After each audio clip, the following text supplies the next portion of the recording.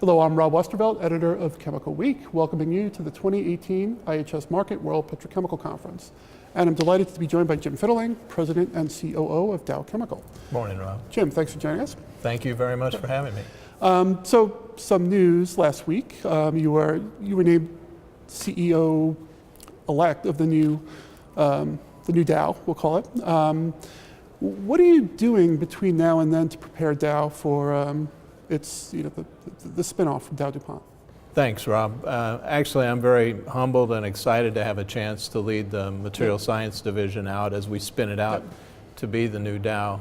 And what we're working on right now is obviously, since the merger, getting the division running together, getting all the people, all the assets, the business operations working together, and that's been going very well. Now we're in the process of getting together the investment story, the growth story for the new materials company, so that toward the end of this year and into spin, which is targeted for April of 2019, we'll be ready to put that story out in front of the public and let people know where the new company will go. At a high level, what's your vision for the new Dow? Well, we finished the year very strong. We've had a good 5 years of growth behind us. We've got some very strong positions in ethylene and propylene and silicones in those chains. And so our view is that we're going to continue to grow those businesses. We'll be more focused. We'll be able to go deeper into those market segments, but still based on an innovation-led strategy and backed by very competitive world-class integration, which has always been a hallmark of our business and was a hallmark of the silicones business too. Yeah. And what steps are you taking now to make sure that you're positioned very well strategically at that spinoff? I mean, what are the big things you have to do between now and then? Well, we've come out of quite a big growth and investment phase. Well, obviously we started up Sadara last year and got all of the units running at the end of the year. And we've just finished $6 billion of investment in the Gulf Coast. So that momentum is carrying us into 2018. The economies are growing very well.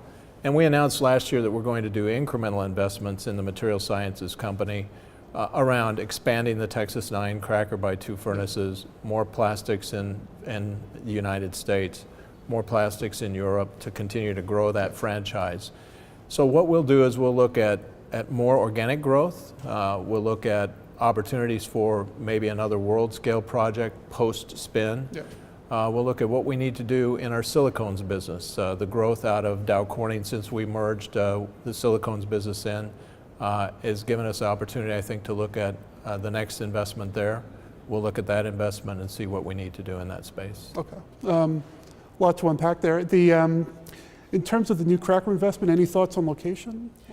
We've looked at several locations and we're continuing to keep our options open and we're fortunate to have opportunities in several locations where we have existing assets today, and we've talked about some of those in the past. I would say right now no firm decision on that, but a lot of good work going into what the opportunities are. And as you know, when we make these investments, we look at first and foremost, can we get access to competitive feedstocks?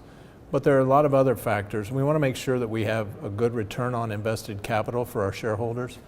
So logistics, capabilities, infrastructure leverage that we have at existing sites, access to markets that are growing and the ability to go deeper and higher value in those markets and the ability to diversify that product mix are all things that we look at in those decisions. And siloxanes probably doesn't get the attention that it should, but I don't think there's been a major investment there probably since your JV with Wacker, so we need capacity. I know you've talked about Saudi, but what are you thinking in terms of the next big siloxanes event? Yeah, so we haven't thought much about the location yet, but definitely there's going to be a need for an investment there. The growth has been dramatic. I think since we brought silicones and siloxanes into the materials company, and we were able to, Dow Corning did a fantastic job building that business for 70 years, but to be able to take that and leverage it into Dow's global market position, we've been able the last 2 years to get some tremendous growth out of that and some tremendous bottom line improvements. So our view going forward is the marketplace growth is going to dictate there's another investment there. And we're getting our hands around how big that needs to be and where we need to locate that. Okay. And then coming back to the U.S. Gulf Coast project, those projects came on at the second half of last year. How are they ramping up? Yeah, well, I couldn't be happier with the timing of the projects. And as I mentioned before, we're in a phase right now where the global GDP is now north of 3%. Top 40 economies in the world are all growing at positive GDP rates year over year. So those projects are ramping up well. Texas 9 is fully operational. We've got obviously 2 plastics plants that have come up on the U.S. Gulf Coast. We've got another one that's finishing up right now. So the end of the year, our high melt index elastomers plant will come up. So we're very happy with the success of those. And also Sadara has come up and is running at high rates right now. Good. And how are you preparing from a commercial perspective across the supply chain to get this to market? Obviously a lot has to go through export channels.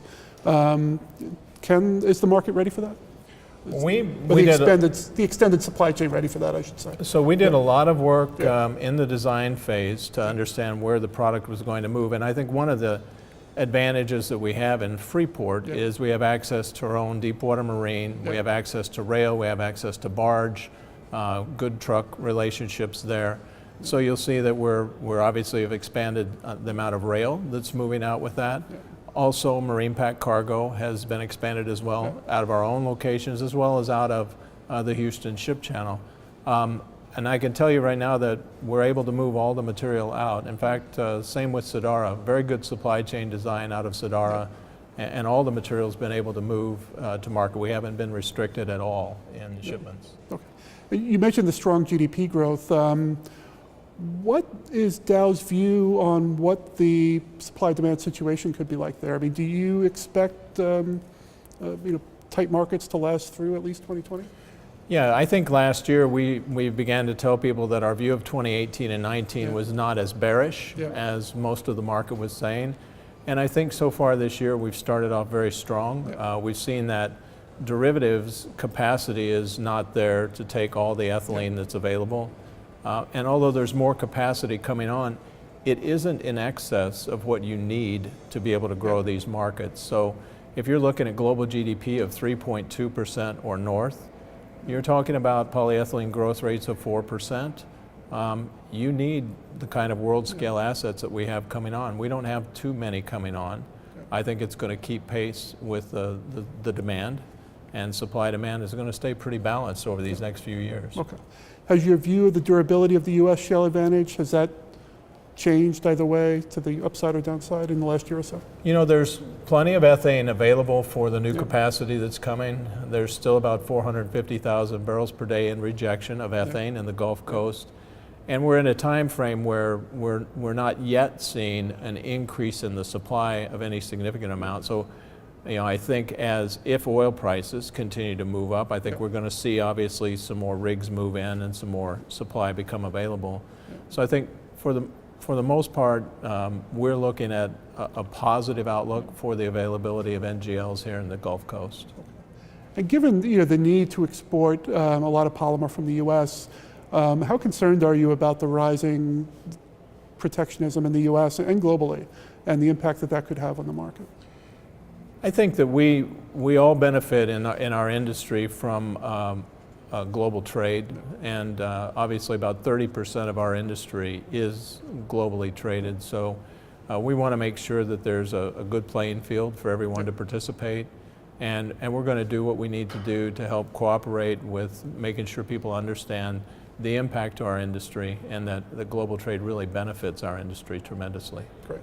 Jim, thanks very much for joining us. Thank you, Rob. Thank you for having me.